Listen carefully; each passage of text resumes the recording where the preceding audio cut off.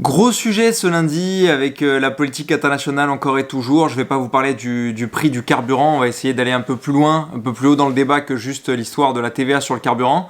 Aujourd'hui, on va discuter de l'OTAN et de l'équilibre entre Donald Trump et Emmanuel Macron, ou en tout cas tous les partenaires européens, la France en tête. Donald Trump a changé de braquet sur la politique internationale, lui qui voulait l'absence de déclaration de guerre, en tout cas la résolution quasiment immédiate du conflit entre l'Ukraine et la Russie. Il s'est pris de plein fouet le mur de la réalité, donc Poutine est toujours en Ukraine, attaque toujours l'Ukraine. Il y a des problèmes au Venezuela qui ont été plus ou moins réglés selon ses dires, et il y a encore beaucoup de sujets en Iran.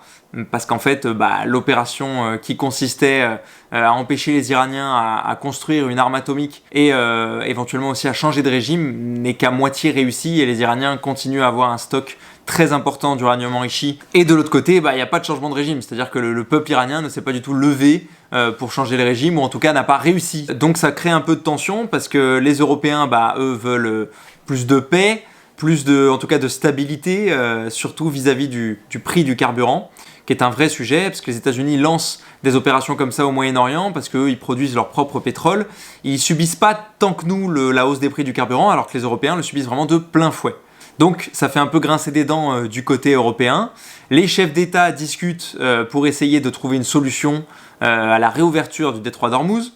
Et le sujet numéro 1 que Trump relance, c'est: est-ce qu'aujourd'hui les intérêts des Européens et des Américains sont alignés? Est-ce que finalement les Américains n'ont pas meilleur intérêt de quitter l'OTAN, donc l'organisation du traité d'Atlantique Nord, héritée de la guerre froide, de la Seconde Guerre mondiale, puis de la guerre froide. Cette organisation donc, c'est grosso modo la quasi-totalité des États européens et les Américains, les Canadiens, qui s'unissent ensemble pour mutualiser leurs moyens de défense, pour essayer de faire en sorte que les États européens ou d'Amérique du Nord soient solidaires en cas de guerre, ce qu'on appelle l'article 5. Si un seul des États qui a signé ce traité est attaqué, tous les États réagissent. Donc en fait, c'est extrêmement puissant. La vérité, c'est quoi? C'est que c'est les États-Unis en fait qui financent cette défense. Sur toutes les dépenses militaires additionnées de tous les pays de l'OTAN, les États-Unis, c'est 68% des dépenses militaires de cette organisation. Et dans l'ensemble, l'OTAN, c'est 55% des dépenses militaires mondiales. L'Europe accepte d'être un marché pour les Américains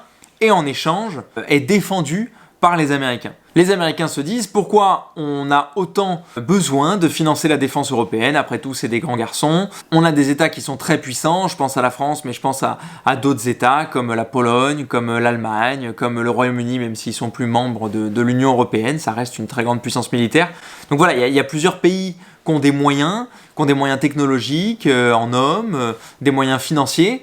Et pourquoi les États-Unis devraient continuer à financer cette défense, cette alliance défensive? Et donc Trump fait du Trump, comme d'habitude, le fait avec brutalité, il est pour l'OTAN, contre l'OTAN, pour l'OTAN, contre l'OTAN. Cette fois-ci, Emmanuel Macron qui a vu la brèche et dit, en l'espèce, l'OTAN tel qu'il est, si les Américains continuent à jouer à ce jeu-là, ne sert à rien. Est vidé de sa substance, il dit. Parce qu'une alliance, quand on a une alliance militaire, quand ses alliés sont attaqués, on les défend, il n'y a pas de débat, il n'y a pas de discussion, il n'y a pas de est-ce qu'on est finalement dans l'alliance ou est-ce qu'il n'y a pas d'alliance. Bon, l'alliance, elle existe. Une fois qu'on a donné un engagement, il est suivi d'actes, donc de la défense, en l'occurrence des pays européens, surtout avec la menace russe, la menace iranienne. Ça peut se matérialiser de beaucoup de manières différentes. Et ce que dit Macron, c'est: si les États-Unis continuent à jouer à ce jeu-là, la seule réponse, le seul moment, le seul endroit où on a un impact, c'est sur la défense européenne. Le dialogue avec les États-Unis ne peut exister que si l'Europe est capable de se défendre toute seule. Depuis 2022, les pays européens ont bien compris que c'était pas une défense quoi qu'il advienne, quoi qu'il arrive et à n'importe quel prix de la part des Américains. Donc tout le monde s'arme, tout le monde essaie de tirer un peu son épingle du jeu et surtout de devenir une véritable puissance militaire, ce qui était avant vraiment réservé à la France et au Royaume-Uni. Aujourd'hui, l'Allemagne prend aussi les devants et la Pologne aussi. Mais normal, ils ont beaucoup de proximité avec la Russie. Les pays européens se disent: ok, on va financer nos défenses. Et comme ça, on pourra discuter plus d'égal à égal avec les États-Unis. Ce que Emmanuel Macron voudrait, c'est une défense européenne.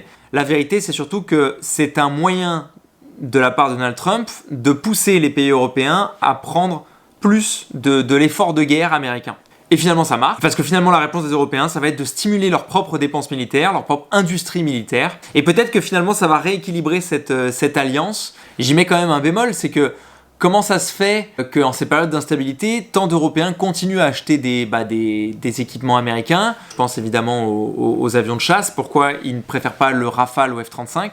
C'est la question qu'on peut se poser. Pourquoi des alliés qui voient que Donald Trump change d'avis tous les jours prennent le risque d'acheter des avions qui seront inutilisables si jamais les Américains refusent qu'ils soient mis en marche? Juste pour vous donner quelques chiffres, depuis 2020, c'est plus 63% de dépenses militaires pour les pays européens. Donc les budgets ont complètement explosé. L'Europe n'est pas encore prête. C'est-à-dire que moi, je suis assez d'accord avec la vision d'Emmanuel Macron de dire il nous faut une autonomie européenne de défense. Trump veut totalement se désengager, mais je pense que c'est plutôt une manière de négocier avec l'Europe pour dire il va falloir que vous augmentiez vos dépenses militaires. Sinon, on ne vous défendra pas en cas de problème si vous ne jouez pas le jeu, nous non plus. Il faut bien comprendre que Donald Trump voit toutes les alliances comme une forme de transaction. Hein. C'est pas un accord où on est alliés et c'est comme ça. Il faut que ça soit donnant-donnant, gagnant-gagnant. Et donc, il y a sans arrêt ce deal, notamment avec les dépenses militaires, là en l'occurrence. Il y a encore un énorme chantier pour les Européens. À nous tous, Européens, on représente une grosse partie des dépenses militaires mondiales. C'est 21% des dépenses militaires mondiales, donc c'est quand même pas mal. On n'est pas faible, mais on est fragmenté. C'est plein de petits pays qui ont leur propre budget, leurs propres moyens de défense. Ils achètent leur propre matériel. Il n'y a pas de coordination politique non plus, donc c'est vraiment ça qui pêche en fait en Europe. Et qui fait qu'aujourd'hui, on est un nain militaire par rapport à notre puissance économique, notre puissance politique. D'un point de vue militaire, on est absolument personne parce qu'on n'est pas structuré, on n'est pas organisé. Donc en attendant d'aller vers cette organisation européenne, il faut peut-être continuer à discuter avec les Américains, je ne doute pas qu'on le fasse, et il faut travailler à une défense un peu plus coordonnée ensemble. Et c'est seulement à cette condition qu'on pourra regarder Donald Trump les yeux dans les yeux en disant « Si tu ne veux pas nous défendre, c'est pas grave, on se débrouillera tout seul. » Et là, on pourra commencer à avoir une relation saine parce qu'on ne dépendra plus des Américains. Donc face à Donald Trump qui met une pression brutale sur le sujet, on a une Europe qui est en train de se structurer, qui est en train de se poser les bonnes questions.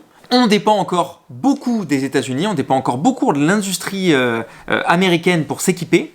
Donc la vraie question aujourd'hui, c'est est-ce que l'Europe peut devenir une puissance militaire avant d'en avoir besoin, avant d'être confrontée aux problèmes. Donc si tu veux plus d'analyses comme ça, plus de sujets de débat comme ça sur l'actualité, abonne-toi et explique-moi en commentaire, est-ce que toi tu penses que l'Europe doit devenir plus indépendante vis-à-vis des États-Unis? Si oui, pourquoi? Sinon, pourquoi? Je vous laisse réagir et je vous dis à très bientôt.